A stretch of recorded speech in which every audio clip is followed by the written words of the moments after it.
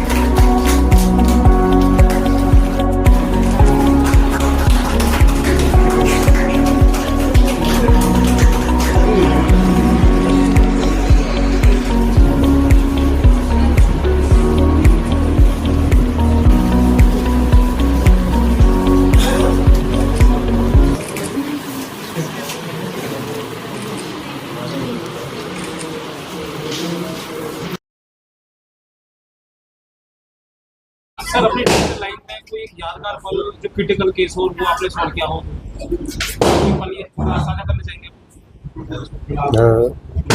2021 में एक पेशेंट आया था, उसका बक्कल म्यूकोसा का कैंसर था और पूरा उसका जो ऑपरेटेड था। वो पेशेंट ESI में कहीं इंटूबेट नहीं हुआ था, उसकी इंट्रोट्रेकल ट्यूब कहीं नहीं डली थी। ESI हॉस्पिटल से 3 और 8 वो यहाँ इमरजेंसी में लाया था, तो काफ़ी संघर्ष के बाद मैंने उसको इंट्यूबेट किया था। उसकी ट्यूब यहाँ डली थी और काफ़ी दिन तक पेशेंट रह के जो है डिस्चार्ज चले गए थे। काफ़ी यादगार था जी। डॉक्टर डे है, कोई स्पेशल मतलब कोई मैसेज देना चाहोगे आप? स्पेशली मैसेज बस यही है, dedicated, open minded, character, technically trend, observant and responsible. जिस डॉक्टर में ये 4-5 चीज़ें हों तो उसकी लाइफ सक्सेसफुल हमेशा है। Thank you sir. पूरे विश्व में वर्ल्ड रिकॉर्ड बनाया और कहीं ना कहीं अब नाम भी आने वाला है। आज डॉक्टर डे है, क्या मतलब कहना चाहोगे देशवासियों को स्पेशल डे के?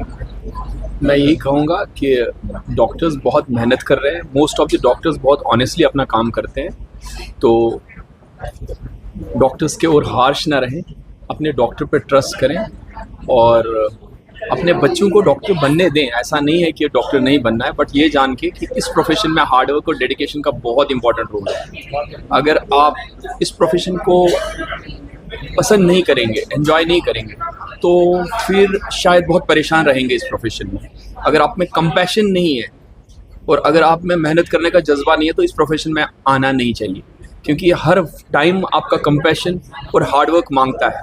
कहीं कहीं टाइम ऐसा होता है कि आपके फेस्टिवल में भी, आपकी दिवाली ईद पे भी आपको सर्जरी में आना पड़ता है, इमरजेंसी में रात को 2-2 बजे उठ के आना पड़ता है। तो you should be prepared for that. ये नहीं कि उस टाइम मेरी फैमिली में कोई फंक्शन है मुझे रुकना है। अगर ये डेडिकेशन नहीं है तो ये प्रोफेशन आपके लिए नहीं है। अदरवाइज एक ऐसा प्रोफेशन जिसमें आपको खुशी मिलती है, दिन भर अगर आप कोई अच्छा किसी पेशेंट के साथ एक अच्छा ट्रीटमेंट देते हैं तो शाम को एक अच्छी नींद, और इट्स अ गुड प्रोफेशन। आप एक डिसेंट अर्निंग भी है आपकी, और इज्जत के साथ अपने प्रोफेशन को अगर आप एंजॉय करते हैं तो आप कर सकते हैं। But most important is compassion and hard work. You have to be very hard working and you have to have that compassion part in your life. Otherwise बहुत मुश्किल है ये प्रोफेशन। Thank you. देखिए, वैसे तो अपने 20 साल के लंबे करियर में एज ए सर्जन बहुत सारे केसेस किए हैं, लेकिन जो एज ए जनरल सर्जन हम लोगों ने एक केस किया था, गन शॉट इंजरी और माइंड ब्लास्ट इंजरी। जब मैं 92 BH कश्मीर में पोस्टेड था as a general surgeon when I was major, तो एक साथ 6 लोगों का माइंड ब्लास्ट में इंजरी हो गई थी। आधे लोगों के हाथ, आधे लोगों के पैर उड़ गए थे, साथ में गन शॉट इंजरीज भी थी। तो सारे के सारे पेशेंट बहुत क्रिटिकल थे, और मैं और मेरे एक बैचमेट जो 2 लोग ही सर्जन थे, और उस टाइम पे हम लोग बहुत जूनियर सर्जन हुआ करते थे। और जब वो पेशेंट हमारे पास आए थे तो उनका हीमोग्लोबिन 3 था और पल्सलेस, और बहुत ही क्रिटिकल कंडीशन में पेशेंट थे। और in the extremes of winter temperature भी माइनस में या सब ज़ीरो टेम्परेचर था। फिर भी हम लोगों ने रात भर ऑपरेट किया, अप्रॉक्सीमेटली 18-20 घंटे कंसिस्टेंटली 2 लोगों ने, और सारे के सारे जो हमारे जवान थे वो सुरक्षित रहे और किसी की भी मृत्यु नहीं हुई। हैंडीकैप हैं सारे, they are still in service. तो ये एक बहुत बड़ा एक सेटिस्फैक्शन का टाइम था कि at least whatever little we could do for these patients. तो ये एक यादगार पल ज़रूर है सर्जिकल करियर में।